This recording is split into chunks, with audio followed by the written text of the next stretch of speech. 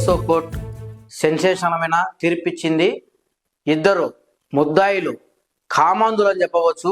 ఈ కామాంధులు ప్రొద్దుటూరు పట్టణంలో అనాథ బాలిక మానసిక స్థితి బాగలేక భిక్షాటన చేసుకుంటూ ప్రొద్దుటూరులో తిరుగుతూ ఉంటే ఈ కామాంధులు ఇద్దరు ఆ మైనర్ బాలిక పైన కన్నేసి ఆ అమ్మాయిని అత్యాచారం చేశారు. ఆ అమ్మాయి గర్భవతి కూడా అయింది. ఆ దారిలో వెళ్తున్న బాలిక సంరక్షణ అధికారులు ఆ బాలికను గమనించి ఆ అమ్మాయి ఎవరు అని చెప్పి వివరాలు సేకరించి ప్రొద్దుటూరు పోలీస్ స్టేషన్కి వెళ్ళి ఏం జరిగింది, ఏ పాప ఏం చేస్తారని వాళ్ళు ఒకసారి విచారిస్తే ఈ అమ్మాయి అనాథ భిక్షాటన చేసుకుంటూ ఇక్కడ తిరుగుతుందని పోలీసులు ఈ అమ్మాయి గర్భం దాచడానికి ఎవరు కారణం అని చెప్పి చుట్టుపక్కల వాళ్ళను విచారించగా ఈ కామాంధులు ఇద్దరు ఈ అమ్మాయిని అత్యాచారం చేసి గర్భం దాల్చారనే విషయం తెలుసుకొని 2022లో కేసు నమోదు చేసుకుంటే ఈరోజు కడప పోక్సో కోర్టులో గౌరవనీయులైన జడ్జి ప్రవీణ్ కుమార్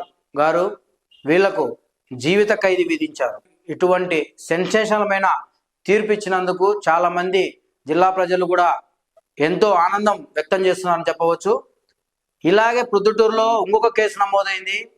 ఒక ప్రేమోన్మాది ప్రేమ పేరుతో ఒక అమ్మాయిని వేధిస్తూ ఉండడంతో ఆ అమ్మాయి మనోవేదనకు గురయ్యి పెట్రోల్ పోసుకొని ఆత్మహత్యగా ప్రయత్నం చేసింది. ఆ అమ్మాయి తీవ్ర గాయాలు పాలయ్యి హాస్పిటల్లో మరణ వాగ్మూలం ఇచ్చి తన ప్రాణాలను విడిచిందని చెప్పవచ్చు. ఈ కేసు నిమిత్తం ఆ ప్రేమోన్మాదిని అరెస్ట్ చేసి జడ్జి గారు ప్రవీణ్ కుమార్ గారు 10 సంవత్సరాలు ఈ ప్రేమోన్మాదికి శిక్ష వేశాడు. ఒక పక్క ఈ 2 ఘటనలు ప్రొద్దుటూరులోనే చోటు చేసుకున్నాయి. అంటే ఇవి జరిగినప్పటి నుంచి కోర్టులో విచారణ నడిచినప్పటికీ ఈరోజు తుది తీర్పు వచ్చింది. ఓ పక్క ఈ అత్యాచారం చేసిన నిందితులకు జీవిత ఖైదు పడితే ఈ ప్రేమోన్మాదికి 10 సంవత్సరాలు శిక్ష పడింది.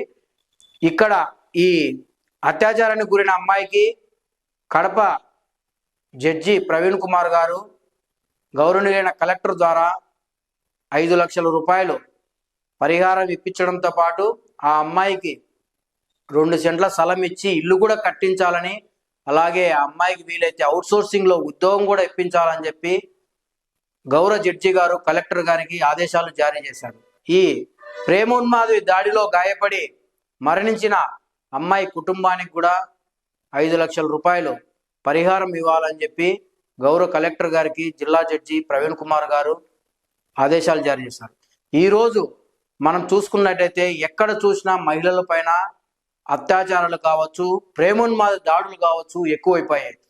ఎక్కువగా ఇంకా శిక్షలు దారుణాతి దారుణంగా వేస్తే ఇలాంటి దాడులు జరగకోకుండా ఎన్నో నేరాలు కూడా అరికట్టవచ్చు అని చెప్పి జిల్లా ప్రజలు కోరుకుంటున్నారు.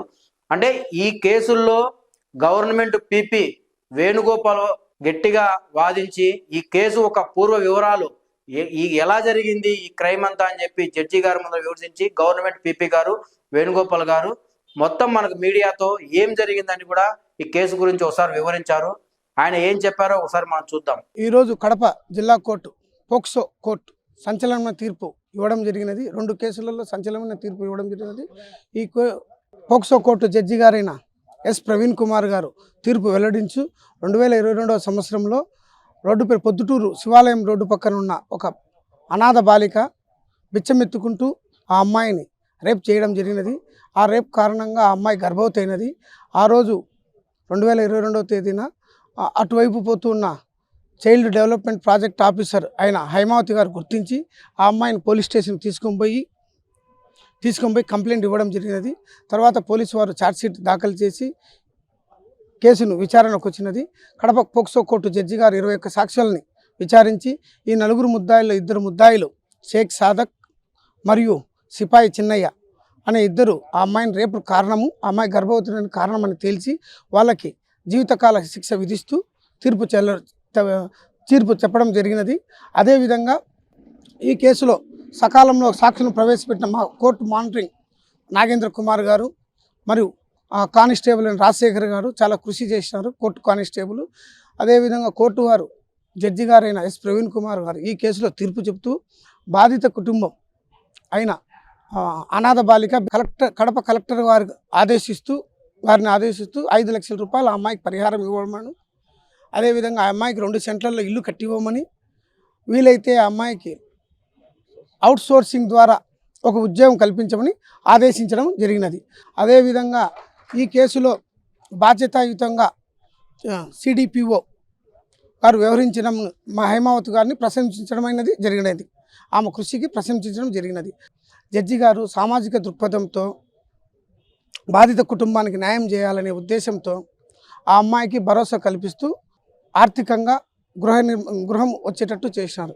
ఈ కేసు ఫలితంగా కడప జిల్లా ప్రజలకు, ముఖ్యంగా టీనేజ్ అబ్బాయిలకి, ఎవరైనా సరే ఒక అమ్మాయిని కానీ, మైనర్ గర్ల్ని కానీ, మైనర్ అయిన అమ్మాయిలను కానీ, వేరే వాళ్ళని కానీ, ఎవరైనా కానీ అమ్మాయిలని వేధించడం కానీ, మానసికంగా సెక్సువల్ అసాల్ట్ చేయడం కానీ, ఎవరైనా రేప్ చేయడం కానీ చేసినచో ఈ విధంగా జీవితకాల శిక్షలు విధించవచ్చని ఈ కేసు నేను స్పెషల్ పబ్లిక్ ప్రాసిక్యూటర్గా కొమ్మినేని వేణుగోపాల్ వాదించినాను. తర్వాత ఈరోజు పొద్దుటూరు పట్టణంలో 2012వ సంవత్సరంలో ఇంకొక కేసు, సంచలనమైన కేసులో కూడా తీర్పు చెప్పడం జరిగినది.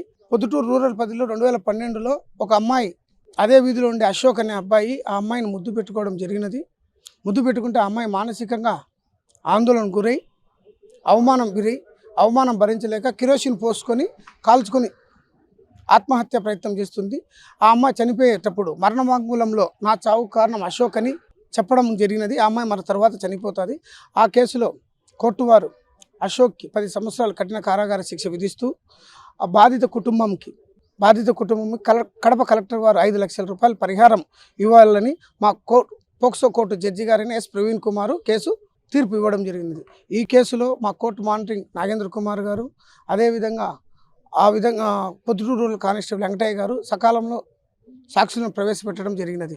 ఈ కేసు నేను కొమ్మినేని వేణుగోపాల్ స్పెషల్ పబ్లిక్ ప్రాసిక్యూటర్గా కడప వాదించడం జరిగినది.